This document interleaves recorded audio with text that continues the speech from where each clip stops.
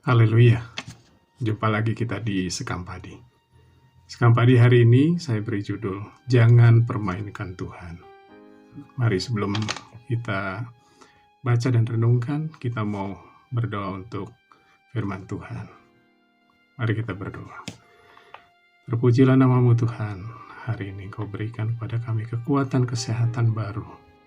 Dan saat ini Tuhan, kami mau baca firman-Mu, renungkan itu, biarlah Tuhan, Roh Kudus memberikan kami hikmat, agar kami dapat mengerti firman-Mu, dan kami boleh taruh itu dalam kehidupan kami, boleh bertumbuh berbuah, jadi berkat buat kehidupan kami, dan juga buat kehidupan banyak orang. Terima kasih Tuhan, kami mau sambut firman-Mu dengan ucapan syukur, dalam nama Tuhan Yesus Kristus. Amin. Di Tuhan. Jangan permainkan Tuhan. Kita baca Galatia 6 ayat yang ke-7. Menulis demikian. Jangan sesat. Allah tidak membiarkan dirinya dipermainkan. Karena apa yang ditabur orang, itu juga yang akan dituainya. Jadi Tuhan. Kita semua percaya, saya yakin dan percaya kita semua tahu bahwa Allah itu, Allah yang kita sembah itu adalah kasih. Yohanes 3:16. Karena begitu besar kasih Allah akan dunia ini, sehingga Dia mengaruniakan anaknya yang tunggal, supaya barang siapa yang percaya kepadanya tidak binasa, melainkan beroleh hidup yang kekal. Kita juga percaya dalam Yohanes 1 ayat 14 bahwa pada saat firman itu menjadi manusia, menjelma menjadi manusia, Yohanes 1 ayat 14, ia penuh dengan kasih, karunia, dan kebenaran.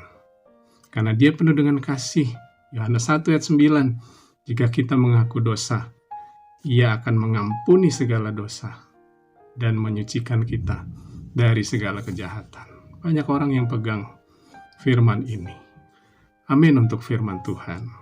Namun jangan permainkan Tuhan dengan ayat-ayat ini, bahwa apa saja yang kita lakukan, dosa yang kita lakukan, kita tinggal mengaku dosa dan Tuhan akan mengampuni dosa kita. Kita bebas melakukan dosa, lalu kemudian setelah itu kita memohon ampun, karena Tuhan setia dan adil akan mengampuni dosa kita. Kita lihat contoh dalam kehidupan Bileam bin Peor, seorang nabi yang diurapi oleh Tuhan. Dalam firman Tuhan dalam Bilangan 22 ayat 6 menyampaikan bahwa siapa yang kau berkati beroleh berkat, siapa yang kau kutuk kena kutuk. Bilangan 22 ayat 6 diminta oleh Balak, Bileam diminta oleh Balak Raja Moab untuk mengutuki bangsa Israel, supaya bangsa Israel dapat dikalahkan oleh bangsa Moab. Namun akhirnya bukan kutuk yang disampaikan oleh Bileam kepada bangsa Israel, melainkan berkat. Sehingga Bileam dengan petunjuk Tuhan, dia memberkati bangsa Israel. Namun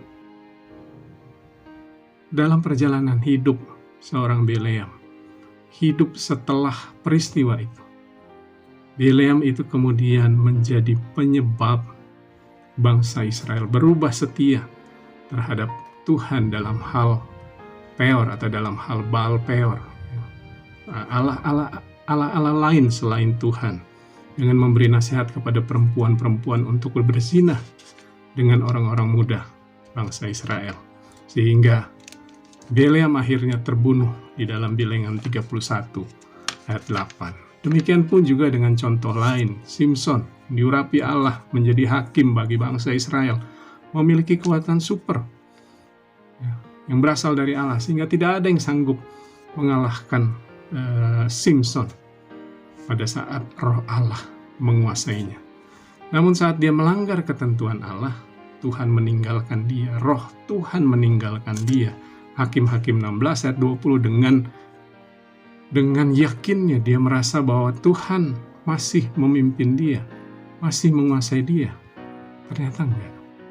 Dan akhirnya dia kehilangan kekuatannya, dan dia akhirnya mati. Jemaat Tuhan, orang-orang percaya, murid-murid Kristus, hamba-hamba Tuhan, Kita semua adalah hamba-hamba Tuhan.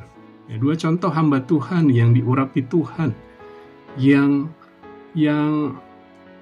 mempunyai kuasa di dalam pelayanannya, di dalam kehidupannya.